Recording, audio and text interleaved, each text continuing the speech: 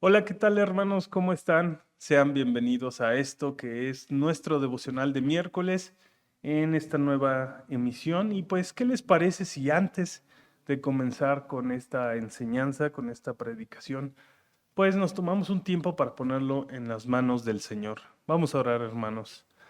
Señor, te damos gracias, Padre, por permitirnos tener un día más de vida, por permitirnos aprender de tu palabra, Señor. Te pedimos que pues este tiempo pueda ser de edificación. Padre, ayúdanos a seguir tu palabra y aprender todas aquellas cosas que tú nos explicas en ella, Señor. Ayúdanos a ser no solamente oidores, sino también hacedores de tu palabra, Señor. Te damos gracias en el precioso nombre de tu Hijo, nuestro Señor y Salvador, Cristo Jesús. Amén.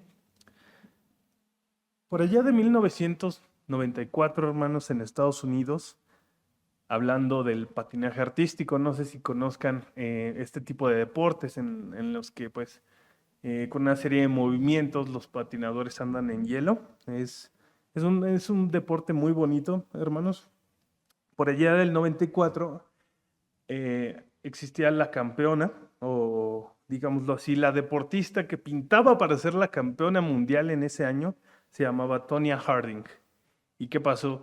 Lo que resultaba, hermanos, es que Tonya Harding y Nancy Kerrigan, que eran como las dos postulantes al primer lugar, pues tenían una rivalidad bien, bien tremenda, ¿no? Cuando de repente, eh, sorpresivamente salen en las noticias que Tonya Harding, que era la favorita para quedar en el primer lugar, fue brutalmente atacada por unos agresores desconocidos con una porra de policía en las piernas, lo que le produjo muchas lesiones y pues obviamente no pudo asistir a la final del campeonato. Esto le dejó el camino libre a Nancy Kerrigan, que era la segunda pues favorita, ¿no? A aspirar a este puesto.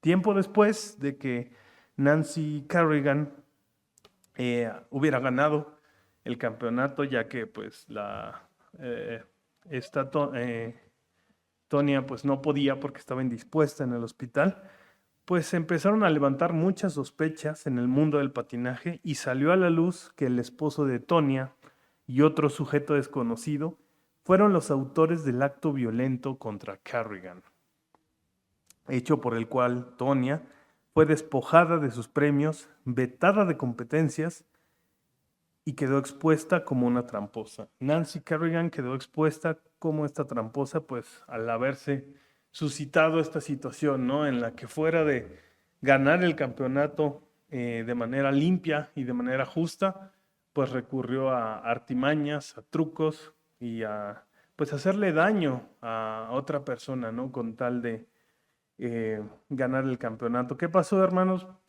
La verdad siempre sale a la luz y incluso en el mundo del patinaje se dieron cuenta de que eh, pues todo esto fue un plan de ella, ¿no? Y quedó vetada de cualquier evento de estos y pues con una mancha muy grande en su carrera. Algo muy similar, hermanos, pasó en los tiempos bíblicos. No sé si han escuchado de un hombre que era conforme al corazón de Dios. Es una frase que se repite mucho, ¿no? Cuando hablamos de el rey David, pero pocas veces recordamos este episodio de la vida de David que nos enseña cómo Dios juzgó su pecado, lo expuso y lo disciplinó.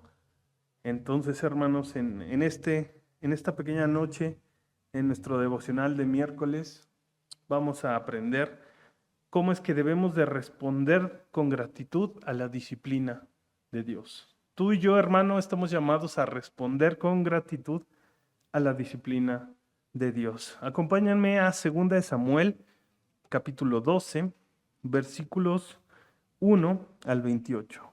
2 de Samuel, capítulo 12, versículos 1 al 28. En el versículo 1, hermanos, yo se los leo, síganme ustedes ahí en casa. Dice así la palabra del Señor. Jehová envió a Natán a David, y viniendo a él, le dijo, había dos hombres en una ciudad, el uno rico y el otro pobre. El rico tenía numerosas ovejas y vacas, pero el pobre no tenía más que solo una corderita, que él había comprado y criado, y que había crecido con él y con sus hijos juntamente, comiendo de su bocado y bebiendo de su vaso, durmiendo en su seno, y la tenía como a una hija. Y vino uno del camino al hombre rico, y éste no quiso tomar de sus ovejas y de sus vacas para guisar al caminante que había venido a él, sino que tomó la oveja de aquel hombre pobre y la preparó para, para aquel que había venido a él. Entonces se encendió el furor de David en gran manera contra aquel hombre, y dijo a Natán: vive Jehová, que el que hizo es digno de muerte, y debe pagar la cordera con 4 tantos, porque hizo tal cosa y no tuvo misericordia. En esta parte, hermanos, parten un poco de contexto. Natán, enviado por Dios, va a confrontar a David, porque si recordamos un poco de la historia, David comete adulterio estando con Betsabé, que era esposa de Urías. Queda embarazada Betsabé, y entonces David, como en un plan maquiavélico, hermanos, decide mandar a matar a Urías, decide ponerlo enfrente de las filas de su ejército para que sea carne de cañón y sea aniquilado por el enemigo, para que nadie sepa que pues David hizo eso con su esposa, ¿no? Con la esposa de Urías. Entonces, el Señor, muy inteligentemente, en palabras de Natán, le cuenta una historia, ¿no? Una historia en la que pues un hombre rico se aprovecha de un hombre pobre y básicamente saca a relucir lo que tenía dentro, ¿no? Que era una persona falta de misericordia. Entonces, la palabra de Dios, hermanos, como punto número 1, confronta y saca a la luz nuestros pecados más ocultos. La palabra de Dios confronta y saca a la luz los pecados más ocultos.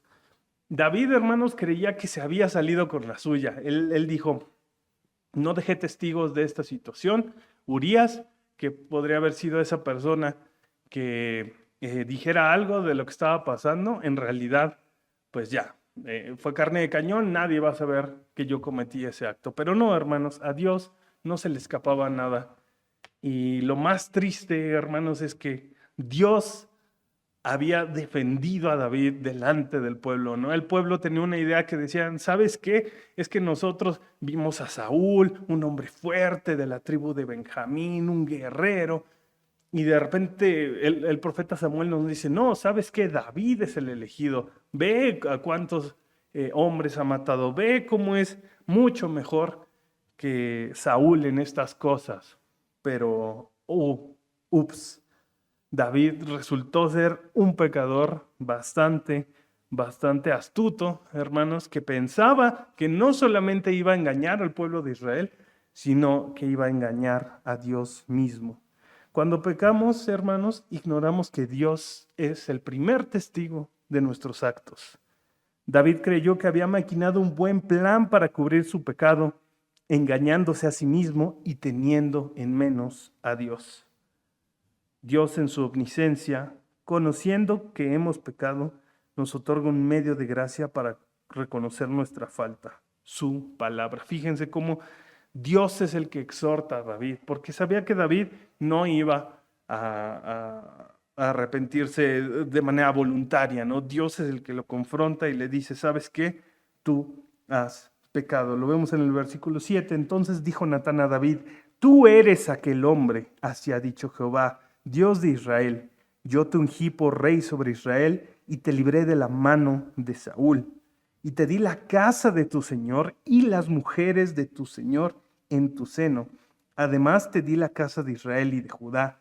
Y si esto fuera poco, te habría añadido mucho más. ¿Por qué, pues, tuviste en poco la palabra de Jehová, haciendo lo malo delante de sus ojos?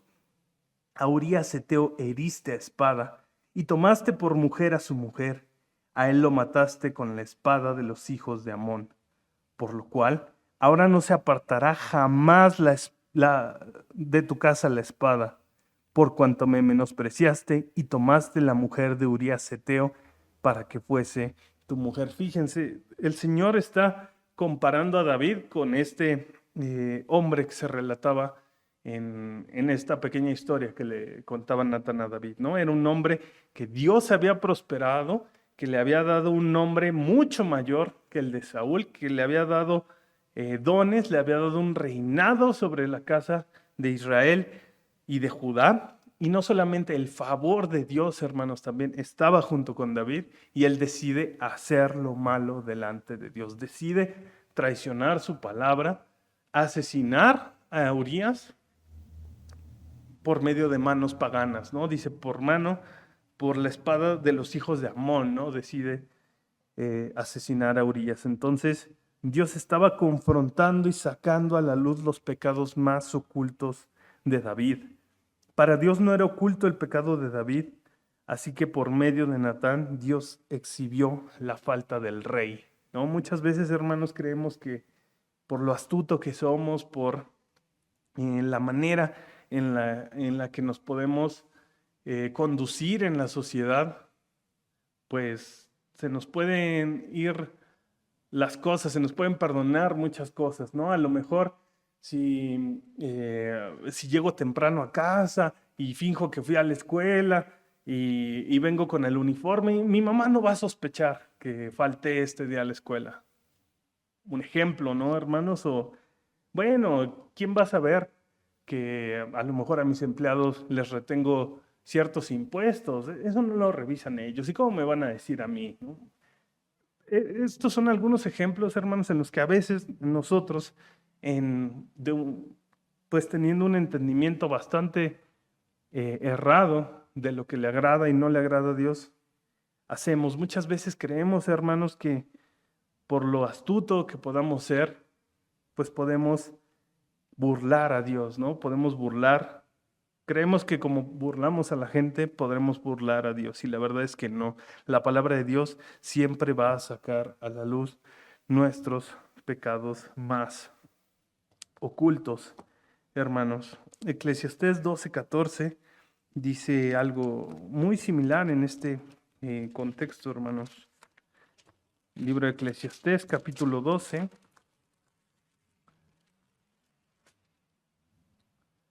Dice así: porque Dios traerá toda obra a juicio, juntamente con toda cosa encubierta, sea buena o sea mala. A Dios no se le escapa nada. Dice David más adelante en otros salmos, ¿no? Tú conoces mi levantarme y mi caminarme. Si me voy al cielo, tú estás allá. Si bajo a las profundidades del mar, yo sé que tú estás ahí. Nada se escapa delante de tus ojos. Hermanos, el primer paso que debemos de hacer para responder a la disciplina de Dios es reconocer que Dios lo ha visto todo, hermanos. Entonces, si alguna vez algún hermano o a lo mejor nuestro pastor o alguna de nuestras autoridades que está por encima de nosotros, pues nos exhorta y nosotros queremos escabuir y decir, ¿sabes qué? Yo no hice nada, debemos de recordar que Dios lo ve todo, hermanos. Entonces, si Dios está exhortándote por medio de una persona, ten esto en mente, hermanos. Es Dios usando a esa persona, usando a su palabra para exhortarte. Dice en el libro de Romanos que yo sé que estáis llenos de bondad y de conocimiento de tal manera que podéis exhortaros los unos a los otros. Es un mandato bíblico exhortarnos, hermanos. Entonces, recordemos que el primer paso para responder a la disciplina de Dios es reconocer que Dios y su palabra confronta y saca a la luz nuestros pecados más ocultos. No porque nosotros lo olvidemos significa que Dios lo olvida, hermanos. Así como lo vemos aquí en esta parte, sigamos leyendo segunda de Samuel 12. Vamos a leer desde el versículo 10, por lo cual ahora no se apartará jamás de tu casa la espada, por cuanto me menospreciaste y tomaste a la mujer de Urías Heteo para que fuese tu mujer. Así ha dicho Jehová: he aquí yo haré levantar el mal sobre de ti, de tu misma casa, y tomaré tus mujeres delante de tus ojos y las daré a tu prójimo, el cual yacerá con tus mujeres a la vista del sol. Porque tú lo hiciste en secreto, mas yo haré esto delante de todo Israel y a pleno sol. Entonces dijo David a Natán: pequé contra Jehová. Y Natán dijo a David: también Jehová ha remitido tu pecado, no morirás. Mas por cuanto con este asunto hiciste blasfemar a los enemigos de Jehová, el hijo que te ha nacido ciertamente morirá. Y Natán se volvió a su casa. Es muy interesante esta parte del texto, hermanos, porque Dios, siendo un rey soberano, un rey justo y misericordioso, hermanos, redarguye y confronta a David y le dice: ¿sabes qué? Tú hiciste blasfemar mi nombre delante de mis enemigos, por lo tanto, yo te tengo que disciplinar por este acto.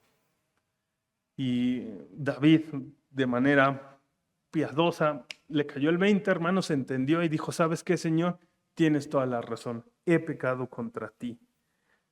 ¿Y qué le responde Dios? Y yo te perdono, ciertamente no morirás. ¿Qué dice la palabra en Ezequiel? El alma que pecare ciertamente morirá, porque la paga del pecado es muerte, ¿no?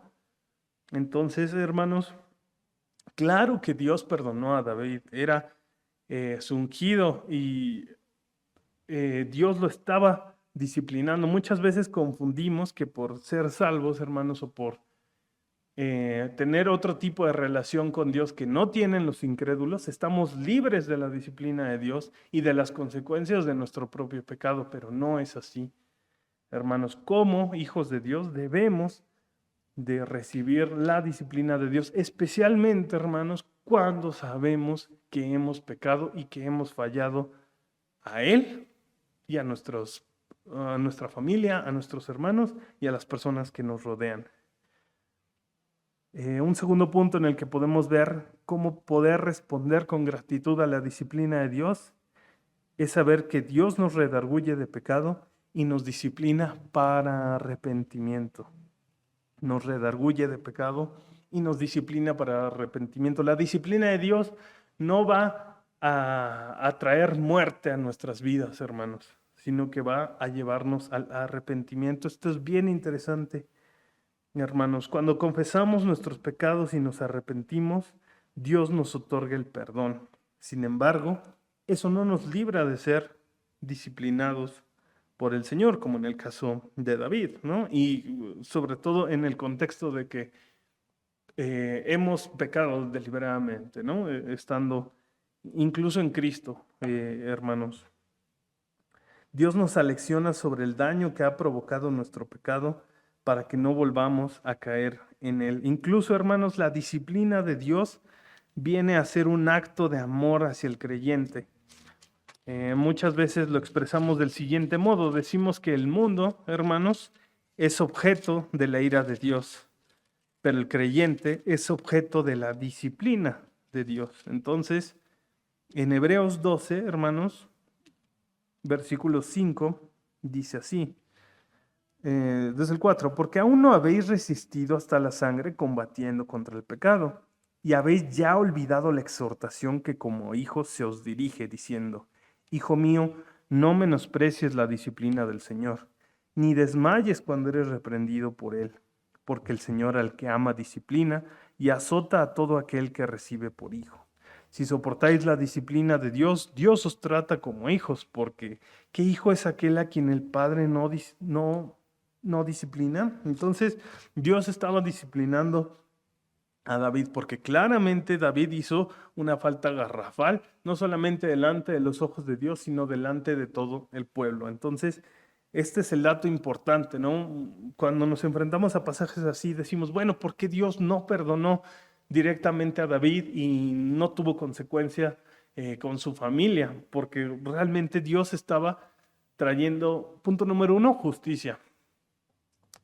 David había tomado integrantes de la familia de Urías había hecho un daño a la casa de Urías al asesinarlo. Entonces Dios le estaba mostrando cómo se siente ese acto que tomó con Urías. Urías también fue hijo de alguien, hermanos, probablemente, hermano de alguien, ¿no? Entonces Dios le estaba mostrando cómo se sentía no tener ese tipo de actos que David había hecho en contra de Urías. Entonces, y no solamente es eso, hermanos, sino también que el pecado de David había hecho blasfemar a los enemigos de Dios y al propio Israel, ¿no? Imagínense el contexto.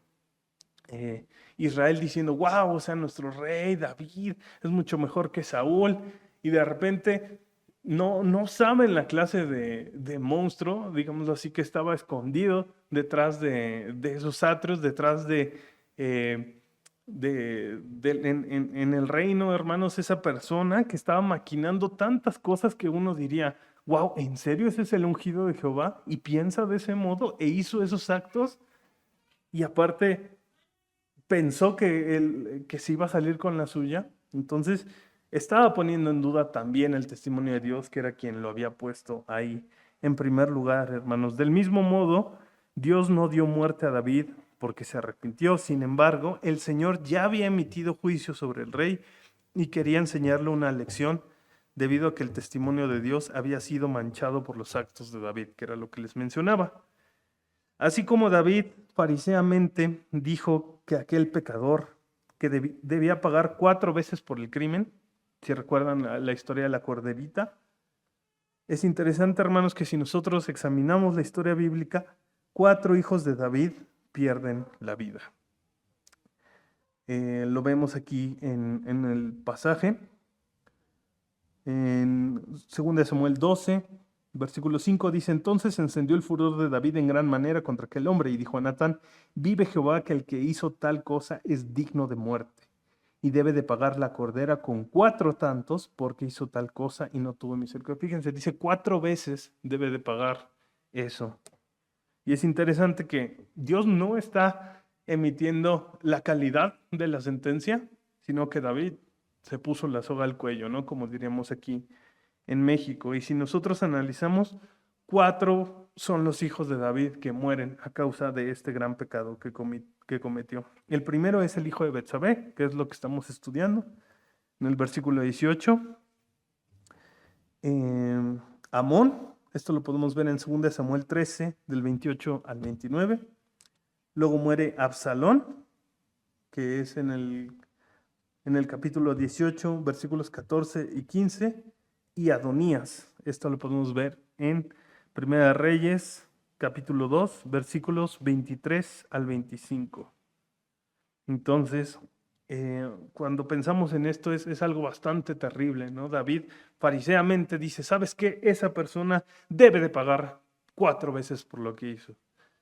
Y el Señor le dijo, ah, sí, entonces tú pagarás 4 veces por eso y la espada no se apartará de tu casa, porque David estaba actuando de una manera que no era la correcta. Fuera de recibir la disciplina del Señor con aceptándola y diciendo, ¿sabes qué, Señor? Tienes razón, perdóname, ruego por tu misericordia, ayúdame a dar frutos dignos de arrepentimiento. Actuó fariseamente en este momento, hermanos. Más adelante vemos que actúa de buena manera, pero al menos de primera instancia lo hace de una manera así. ¿Cuántos de nosotros, hermanos, no actuamos de esta forma cuando somos disciplinados o amonestados por Dios? Actuamos de una manera que no le agrada y siendo bastante fariseos a la hora de juzgar la vida de otras personas, hermanos. Las consecuencias del pecado son devastadoras para aquellas personas que lo practican, hermanos. Las consecuencias del pecado son devastadoras para las personas que lo practican. Esto lo podemos ver en Salmos 42, versículo 11. Salmos 42, versículo 11, dice así. ¿Por qué te abates, oh alma mía, y por qué te turbas dentro de mí?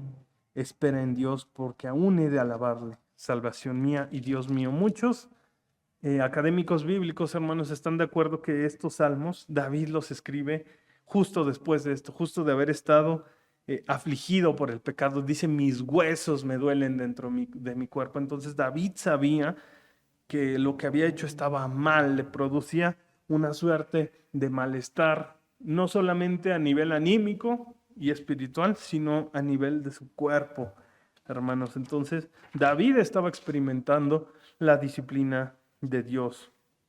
Hermanos, durante el luto, David experimentó angustia, desánimo y aflicción. En 2 Samuel, capítulo 12, regresando a nuestro texto de estudio, leímos que en el versículo 15 dice que Natán se volvió a su casa y Jehová hirió al niño de la mujer de Urías, que la mujer de Urías había dado a David, y enfermó gravemente. Entonces David rogó a Dios por el niño y ayunó, y entró y pasó la noche acostado en tierra. Y se levantaron los ancianos de su casa y fueron a él para hacerlo levantar de la tierra. Mas él no quiso ni comió con ellos pan. Al 7º día murió el niño, y temían los siervos de David hacerle saber que el niño había muerto, diciendo entre sí: cuando el niño aún vivía, le hablábamos y no quería oír nuestra voz. ¿Cuánto más se afligirá si le decimos que el niño ha muerto? Mas David, viendo a sus siervos hablar entre sí, entendió que el niño había muerto. Por lo que dijo David a sus siervos: ¿ha muerto el niño? Y ellos respondieron: ha muerto. Entonces David se levantó de la tierra, se lavó y se ungió y cambió sus ropas y entró a la casa de Jehová y adoró. Después vino a su casa y pidió, y le pusieron pan y comió. Y le dijeron sus siervos: ¿qué es esto que has hecho?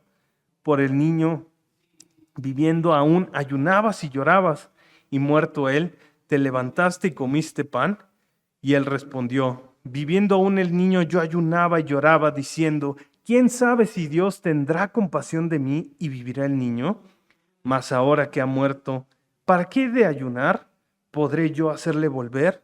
Yo voy a él, mas él no volverá a mí. Y consoló David a Betsabé su mujer, llegándose a ella durmió con ella, y ella le dio a luz un hijo, y llamó su nombre Salomón, al cual amó Jehová. Y envió un mensaje por medio de Natán profeta, así llamó su nombre Jedidías, a causa de Jehová. Fíjense, en esta parte de esta historia, la conclusión, hermanos, es el cambio de actitud que tiene David frente al juicio de Dios. David sabiamente acepta que su pecado le ha hecho daño al pueblo de Israel, le ha hecho daño a su esposa, le está haciendo daño a su hijo y lo más importante, le hizo daño y ofendió a su Señor, a aquel que lo había puesto en el trono. Entonces, David claramente se aflige, ayuna, está en tierra, no se baña, está en un estado bastante deplorable de salud, hermanos. Pero pum, en cuanto se da cuenta que Jehová ha juzgado su caso por medio de llevarse la vida del hijo de David, entiende que, ok, Jehová ha juzgado mi vida. Está bien, Señor. Ya lo has hecho, ahora, ¿qué me toca hacer? No me voy a quedar abrazando mi pecado, sintiéndome triste, afligiéndome, sino que me doy cuenta de que no morí yo, Dios se llevó a mi hijo, entonces es hora de hacer frutos dignos de arrepentimiento. Esa es la mentalidad de David, hermanos, y la mentalidad que nosotros debemos de tener a la hora de recibir la disciplina del Señor. Punto número 3, si atendemos a la disciplina del Señor, Dios restaura nuestra relación con Él.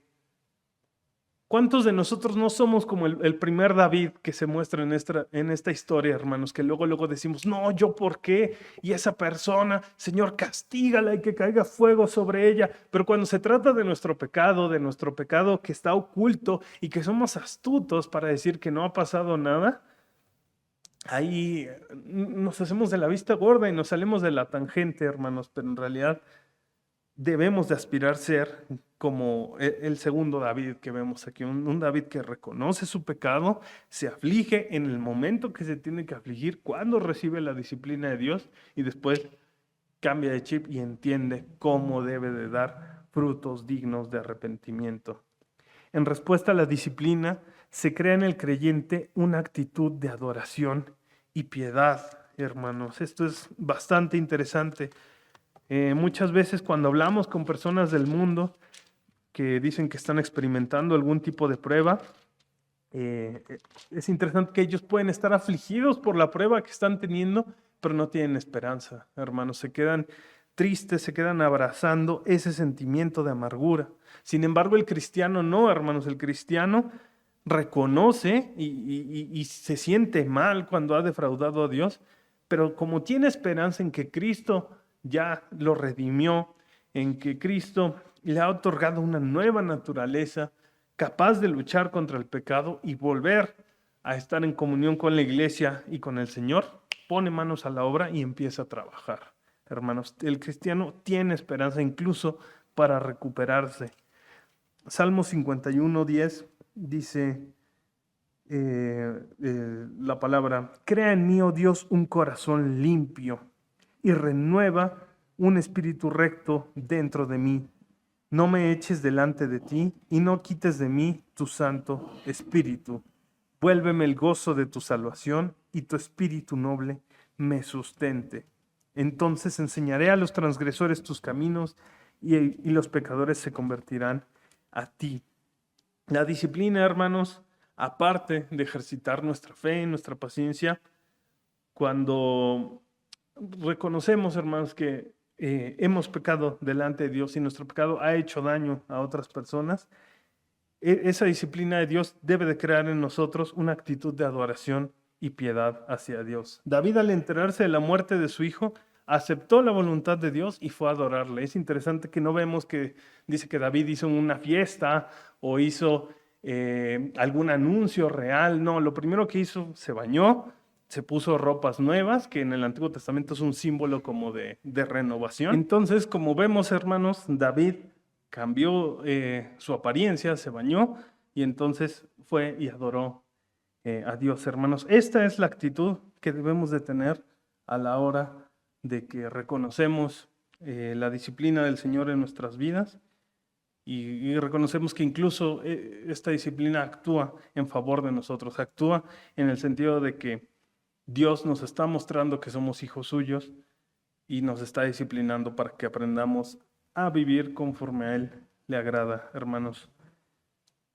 Si atendemos a la disciplina de Dios, Él restaura nuestra relación con Él. Dios le mostró a David su fidelidad consolándolo a él y a su esposa con el nacimiento de Salomón, quien sería la descendencia por la cual Dios traería al Mesías, quien gobernaría Israel y al mundo. Dios cumpliría su promesa, hermanos. Cuando leemos aquí en el versículo 25, que Natán profeta dijo, así llamó su nombre Jedidías. Jedidías significa el amado de Dios, hermanos. Entonces, por medio de este texto, lo que nos está queriendo decir es que Dios estaba recordándole a David que su promesa seguía intacta. No por los pecados de David, sino porque Dios había jurado por su nombre que él traería ese rey que gobernaría Israel y a todo el mundo de la casa de David. Entonces, hermanos, incluso Dios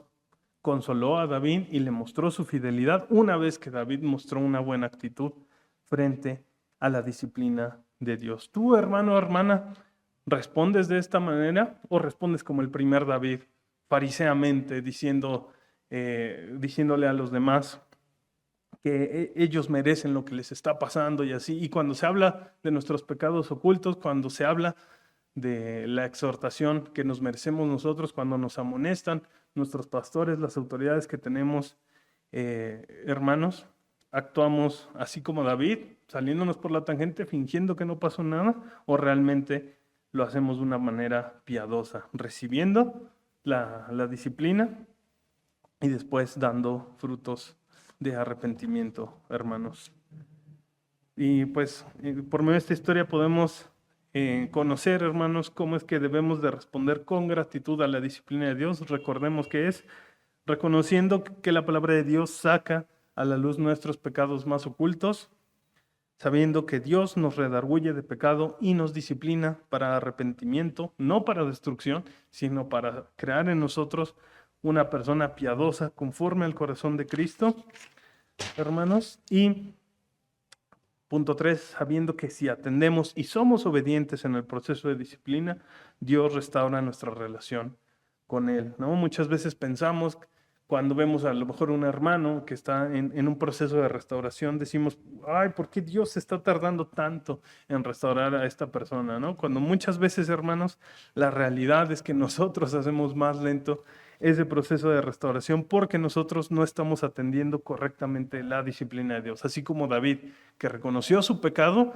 vivió, experimentó la culpa por un tiempo, se sintió afligido por un tiempo determinado, pero una vez que supo que el juicio de Dios había terminado, empezó a dar pasos dignos de arrepentimiento y dijo, Señor, me voy a poner a cuentas contigo a lo que sigue, Señor. Ayúdame a caminar en obediencia, ayúdame a tener una relación restaurada contigo, hermanos. Entonces, para la otra, hermanos, que muchas veces nos venga a la mente cómo es que debemos responder a la disciplina de Dios, recordemos estos puntos, hermanos. ¿Y qué les parece si acabamos con una pequeña oración?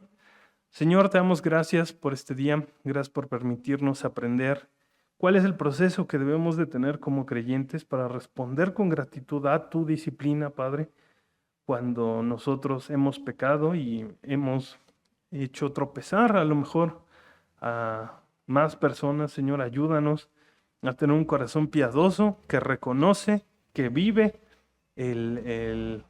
la aflicción que conlleva transgredir tu ley y ofender tu palabra, pero que también ese corazón más adelante da frutos dignos de arrepentimiento una vez el tiempo que tú has puesto en nosotros, Señor.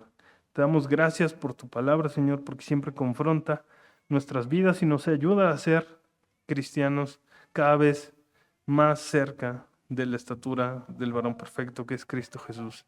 Te damos gracias, Padre, en el precioso nombre de tu Hijo, nuestro Señor Jesucristo. Amén.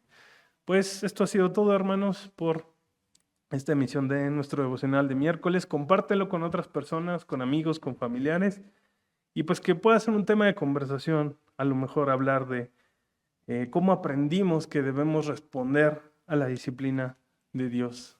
No me queda nada más que decir que pues nos vemos el domingo, hermanos. Bonita noche. Adiós.